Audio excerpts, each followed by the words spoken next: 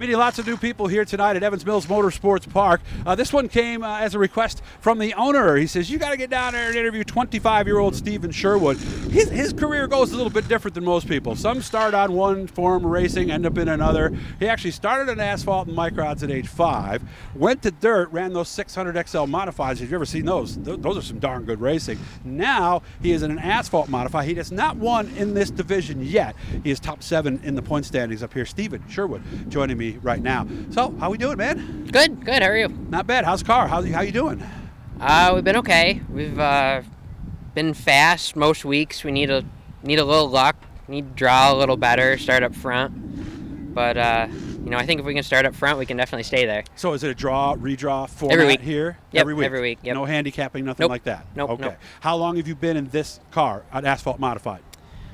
We started in 2018. We ran out at Wyoming County, and then we switched to Chemung in 19 on Friday nights, and then we were off all of last year, and now we actually came up here at the end of 19 a couple times and really liked it. Didn't they? Or at the end of the year, or did you race in 19? We raced in 19. Okay. Did you practice it all last year? Yes, we did come up once. Yep. Is that what kind of made you decide we got a new home? Yeah, I think so. Okay. Yeah. Yep. Kind of a long drive because you said you're down in Binghamton. Yeah, it's about 2.5 hours. Yeah, at least it's a straight shot. Yeah, it's easy. Primarily. Yep. How are we adapting to this particular form of racing? Because I don't know a lot about these. I've seen them at car shows. I love the way these cars look. I hear they're a ball to drive. Let's see. Evaluate yourself as a driver. Where can you improve? I think just better consistency. We have good weeks and then follow it up with a not so good week. So I think if we can string more good weeks together, it'll be good. Okay. Tell me about these cars. So what do you have, an open or a crate? This is an open motor. They're steel heads, 2-barrel, 500 carburetors. Seem to be pretty even with the crate motors up here, though. 4 and change, maybe, for horsepower, possibly? About that, yeah, about 4. Okay. And the crates, obviously, they can run the 4-barrel, kind of like what they did with the... Yep. Okay. Yep. Who has the advantage at this point?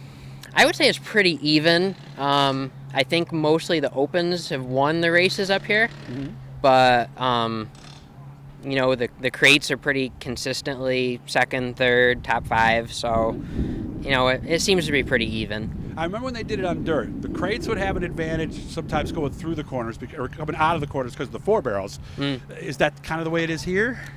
It might be. Maybe they can keep their momentum up. There's a decent outside groove here, so if they can get outside of you and kind of get you pinched down, I think they can pass for sure. Traveling any place outside of here this year? We might hit Wyoming County for a couple of their end of the year races, but we pretty much like it here. Okay, all right. Where do you want to go, or is this it? I would say for now this is probably it. Maybe look at a ROC car years from now, but not anytime soon. Yeah, for nothing sure. drastically different than at that point, just more power, right? Yeah, a lot more horsepower. More horsepower for sure. Tell me about your background. You started at 5. What were you in and where were you? We started at the Southern Tier Microd track out in Candor. Ran there, and then we kind of started doing some of the NISMA state races. We'd run Mid-State up in Cortland. We'd run Syracuse, SOTUS. And then after that, when I was about 15 or 16, we got the XL car, and we'd run Thunder Mountain, 5 Mile, Afton. That was mainly a touring series, so we would run all over the place. You followed the whole XL tour. Okay. We'd run all the Southern Tier tracks. How'd you do? Yeah.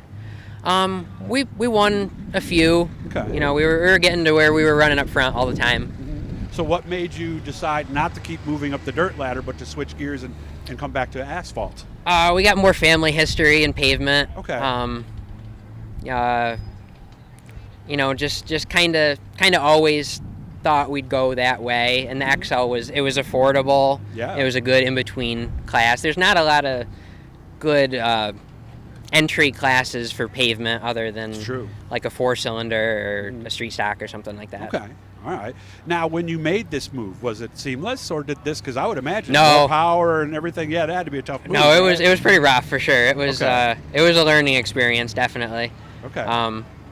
The XLs were we ran bigger tracks for the size cars. We'd be on quarter mile, 3/8.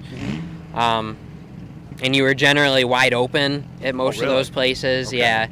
And this is all, throttle control and being smooth.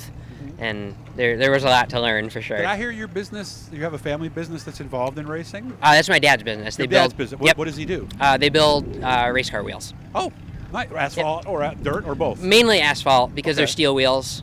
Not a lot of steel wheel dirt. A lot of the pro stocks are steel wheels. They're on a lot of the Central New York pro stocks. Okay. But mostly pavement. Do you work for the business too then?